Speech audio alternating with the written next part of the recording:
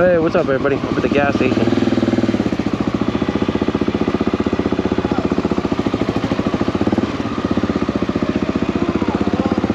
I gotta go over to 26th Street now.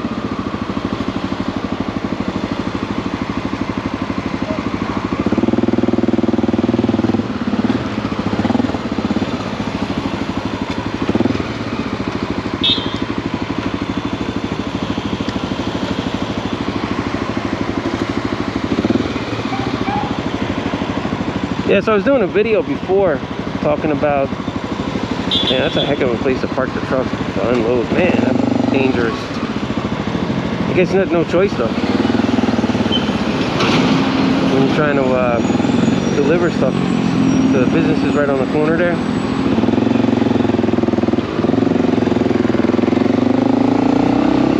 We got no choice.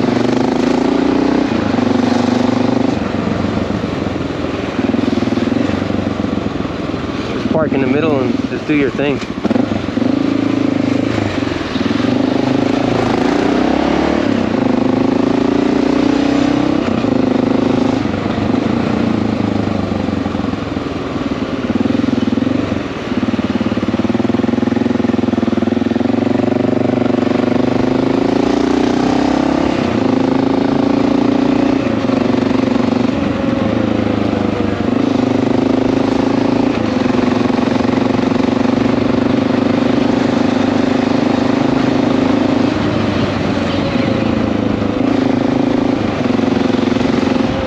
I had to stop by Cycle Therapy on 127th Street to get a new cargo net. It's really the only place in Manhattan to buy stuff.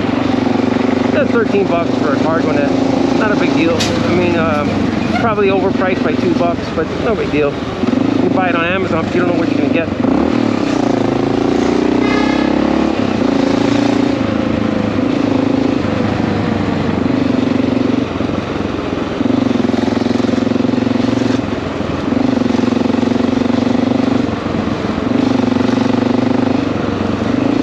I was doing a video talking about what I've learned riding, and for sure 100% I realized, like, after so many years of riding in New York, that the biggest problem is maintenance and simplicity of the bike, you know. And carbureted bikes are a pain in the ass. That is very true. I think a fuel injected bike is a no-brainer in respect to just going out, start it up. You don't have to choke nothing. No matter how cold it is outside, the thing just starts up. Whereas a carbureted bike requires you to choke it. It's a little finicky. Not a big deal though for everyday use.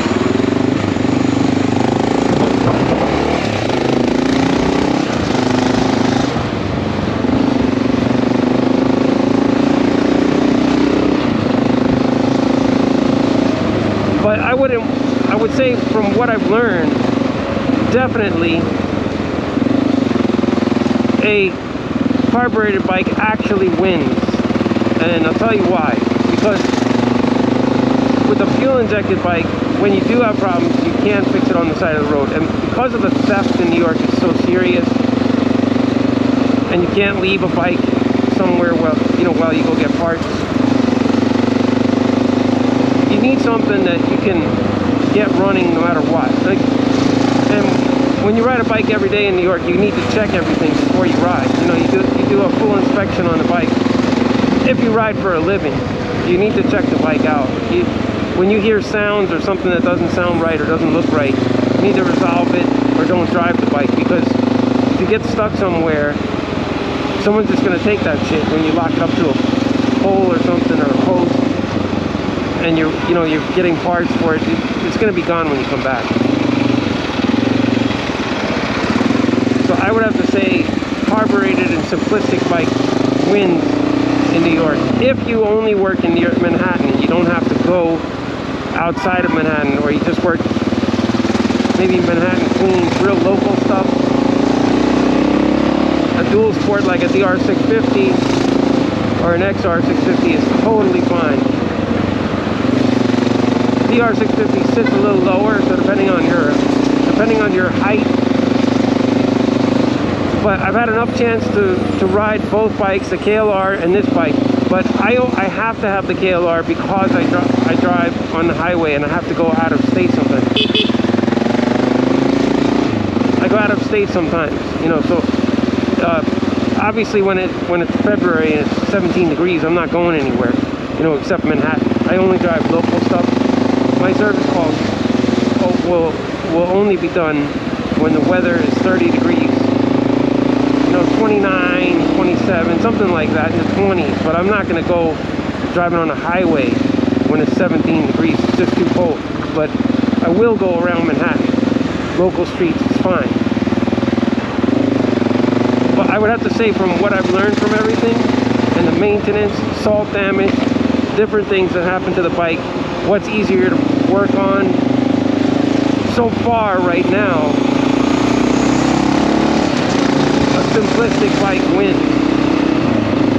But I have not had a chance to try out the Gen 3 KLR with, you know, with its fuel injection to see how it performs, you know, in rough conditions. You know, getting fuel all over the city, you don't know the quality of it.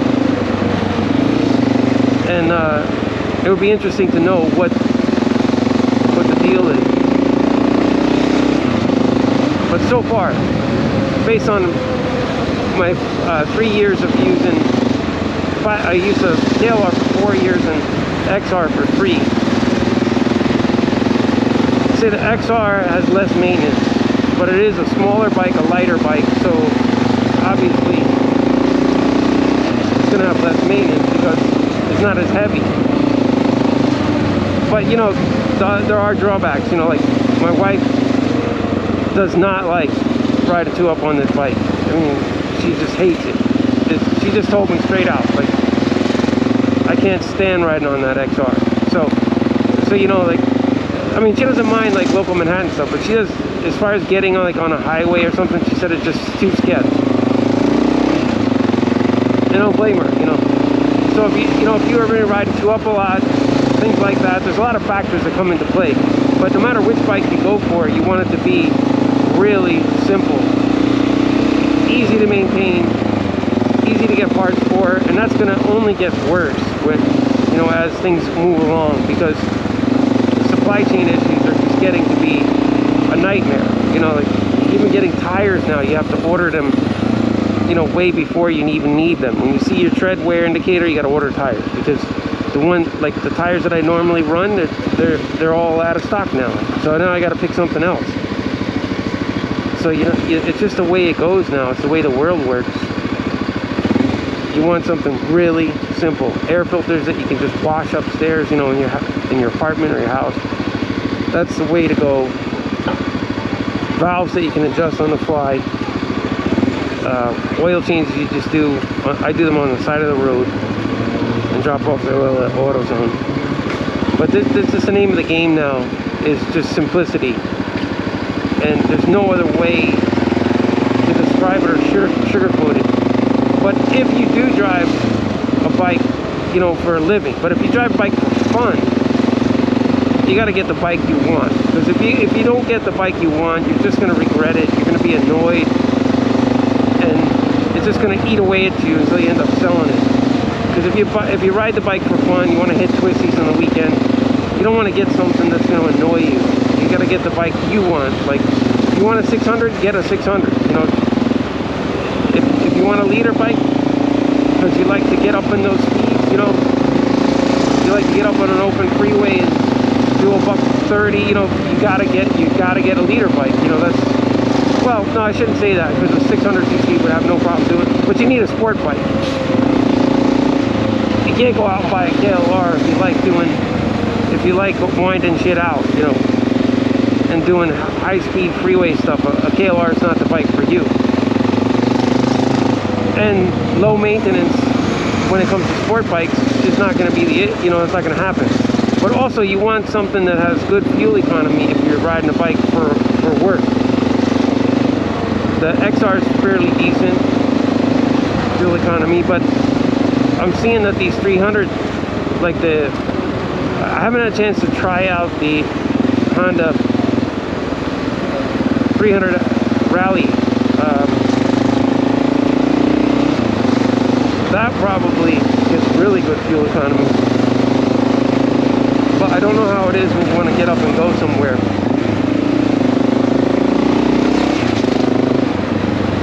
If you want some get up and go, the 300L might,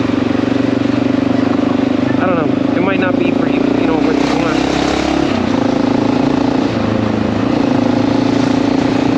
It might be a little lacking, that's the problem. I need to try it out, but I'd like to hear from other riders what you think of the 300L. I'm almost leaning towards the Rally, but tell me why I'm wrong.